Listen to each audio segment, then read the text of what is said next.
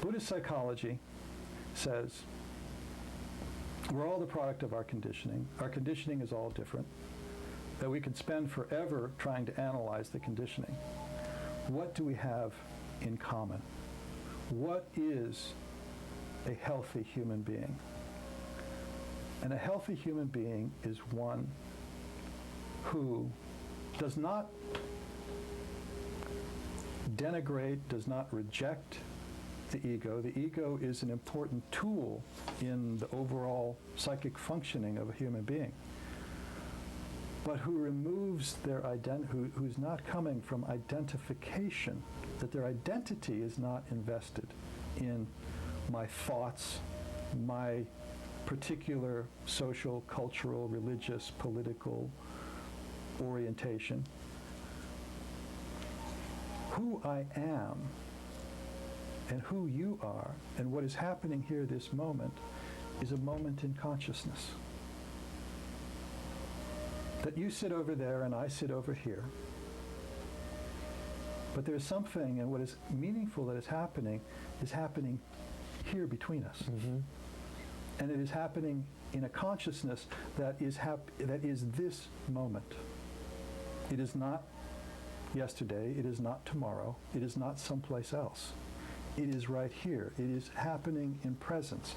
And the more deeply and authentically that presence, literally open-minded presence, can be brought into our experience, in those moments we are functioning absolutely sane.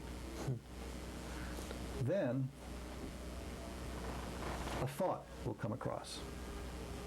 I'm not sure about the way you're looking at me. What does that mean? Do you like what I say, or you not like what I say? I don't know about you. Do you know about me? Again, and then, I saw you scribbling notes while I was talking. I saw you scribbling notes. What are you writing there? And my paranoia gets... Yeah. And it's all lost again. Mm-hmm. Meditation, this is what meditation is. Meditation is developing a relationship with your own mind to the degree that you know when that open connection is present, and you know when that open connection is lost, and your whole perception has collapsed back into me in my own little thought processes. And you can feel that viscerally, and you can feel it, again, is more difficult to understand for someone who has never been there, but you can feel it you can feel the energy of your mind, and you can feel when it has collapsed back into an ego state, and you can feel when it has expanded beyond functioning from an ego state. And meditation is developing an ever subtler and more skillful relationship. And in order to do that, you must stop running the program. Because as long as you're running the program, you have no perspective on the program. So meditation is the practice of stopping the program, deliberately entering into a witnessing consciousness that is grounded only in the present moment. There's a simple instruction to meditation. The type of meditation that I teach is called vipassana, or insight meditation. And the instructions are very simple. Sit, breathe, hold in your awareness the sensation of your breath, and then notice when your mind does something else. And when your mind does something else, notice that it's doing something else and bring it back to the breathing. A basic training in breaking the mind's identification with. See, every thought arises. A thought arises, and I'm going to paraphrase now, borrow from Ram Dass, who was a Harvard psychologist, Richard Alpert, who had the same kind of thoughts about psychology and a journey. He went to India and studied consciousness in India and came back to the United States as Ram Dass. He talks about every thought arises and it's going, think me, think me. Every emotion arises going, feel me, feel me. And we get mesmerized by it. We get caught inside this stream of thoughts going, think me, feel me. And we're carried away by these thoughts. They're going, this is reality. Instead, in a meditation state, the thought arises and goes, think me, and you go, no, not today. I'm going to stay with my breathing. I like that. That's awesome. And the thought passes. And as you have that experience, you begin realizing these thoughts come up and they go away, they come up and they go away. They have no permanence, they have no reality. What does have permanence and reality is the awareness that now has been trained into a steadiness that can witness this process and not get caught in the process. And by not getting caught in the process, not be reactive in the world, because that's what's going on.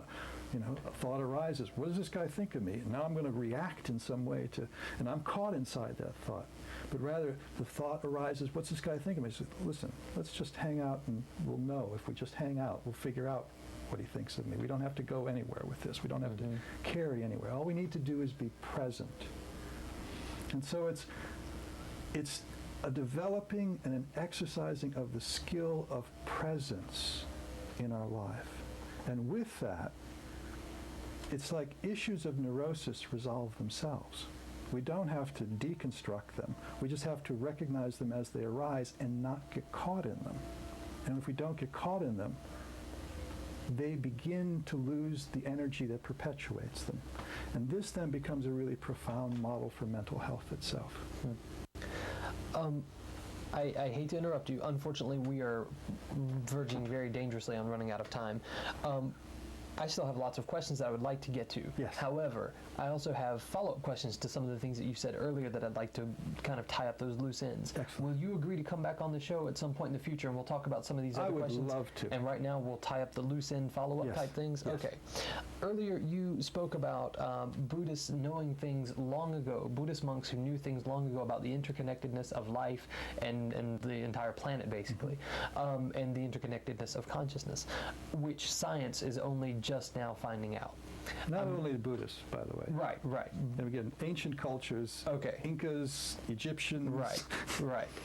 Ancient Greeks, again, people who are living in wisdom-based traditions rather than information-based traditions. I am not a scientist, however, I am a cheerleader of science. I'm a defender of science. On the one hand, I want to say that there are societal and cultural factors that limited science, that didn't even allow science to flourish until relatively recently. Yes.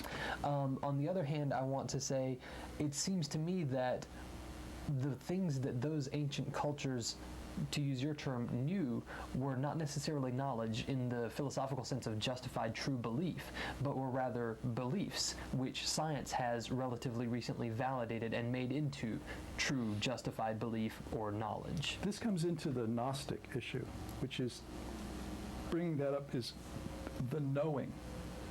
When you use the word belief, this is important because it is so important. And as coming back to Carl Jung, when he talks about, Carl Jung was the first Western scientist to really give absolute full credibility to a dimension of mind that is beyond thought. He referred to it as intuition. Intuition is that experience of connectedness and knowing without being able to explain how we know what it is that we know. And gave, as he was a scientist, gave documentation. Again, traveled the world, culture to culture to culture. And this is where all of his theories about archetypes also. How did this same archetype for the same phenomenon occur in Samoa and Africa and South America, in Egypt, in Europe, in times when these cultures had had no direct contact? How can, there's something emerging from the primal psyche of humanity itself.